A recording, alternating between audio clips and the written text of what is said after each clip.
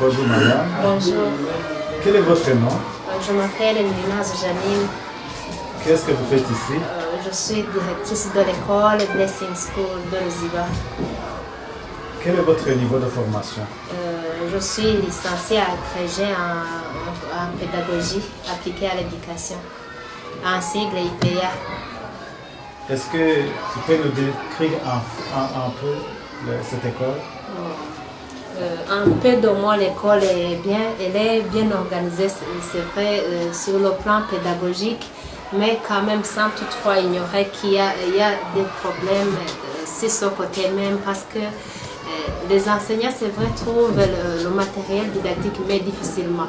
Aussi, dans l'encadrement des enfants, nous trouvons des difficultés parce que quelques enfants viennent des milieux, je peux dire isolés, où ils ne trouvent pas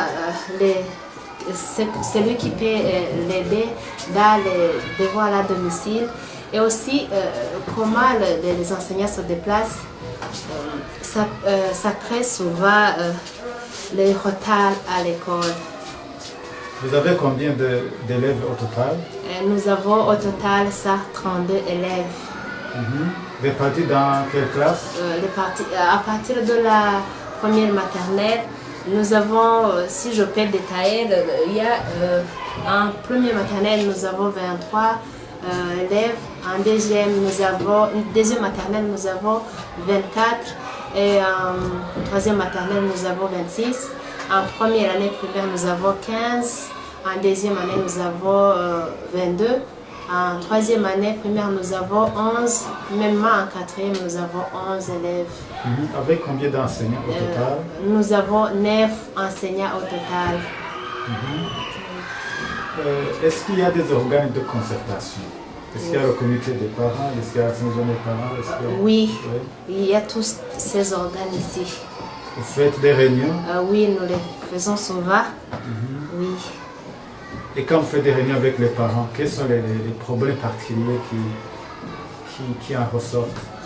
Normalement, d'abord, les parents trouvent difficilement les moyens pour payer le minerval, alors que l'école fonctionne normalement à travers des frais scolaires. Nous n'avons pas tous les moyens pour fonctionner.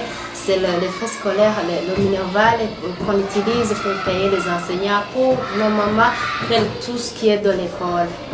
Autre chose, c'est que certains parents n'ont pas été sur le bas de l'école. Cela pour dire qu'ils trouvent pas les moyens pour encadrer leurs enfants. Alors que l'école exige normalement les parents d'aider les enfants pendant les moments libres, après l'école. Est-ce qu'il y a un impact positif qui est déjà manifesté au niveau de la communauté? Oui, l'impact positif qui est déjà manifesté. D'abord, l'éducation, normalement, comme vous le savez, vous tous, en éduquant l'enfant, on ne donne pas l'éducation sur un seul plan. On développe l'enfant sur tous les plans. Donc, nous aidons les parents à éduquer les enfants. Donc, l'enfant, en partant de Blessing School, il manifeste déjà l'éducation qu'il a reçue de l'école.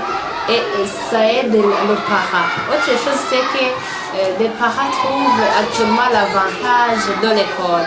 Et même ceux qui n'ont pas été sur le banc de l'école, ils voient que c'est bon d'encadrer, d'éduquer l'enfant. Et ils nous aident même s'ils ne trouvent pas les moyens. Normalement, c'est les moyens qui manquent. Sinon, ils commencent à voir l'importance de l'école tout près de chez eux. Est-ce que tu peux nous parler brièvement du matériel en besoin au niveau de votre école?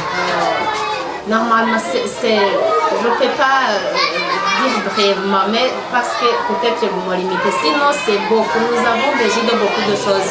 Par exemple, je vous ai dit que le nombre d'élèves augmente de l'année à l'année et que nous n'avons pas. D'abord, l'école est située sur un milieu. Nous louons les classes, les salles de classe. Ça, c'est une chose si possible. Je ne sais pas si ça serait possible, mais ça serait plus mieux d'avoir beaucoup de salles de classe. pour pouvoir, par exemple, encadrer les enfants. Par exemple, les après-midi, on peut aussi séparer, plutôt diminuer le nombre d'enfants par classe. Parce que je vous ai dit qu'il y a dans les classes où il y a le nombre qui augmente. Autre chose, nous avons, c'est vrai, je vous ai dit que le côté pédagogique est bon, mais nous n'avons pas d'autres terrain. Les enfants ne jouent pas. Alors, aussi dans le domaine de l'éducation, on dit que l'enfant étudie bien lorsqu'il a bien joué. Donc ici à l'école Blessing School, je peux dire clairement et franchement que les enfants ne jouent pas parce qu'ils ne trouvent pas d'abord les jouets. Deuxièmement, le terrain est plus petit pour pouvoir jouer, alors que le nombre augmente. Autre chose, c'est que aussi il y a un autre embuscade dans l'enseignement, c'est que normalement les parents doivent acheter les livres et les livres coûtent cher. Et c'est aussi difficile pour l'enseignant d'enseigner à un enfant qui n'a pas de livre. Donc il manque les références dans la pédagogie.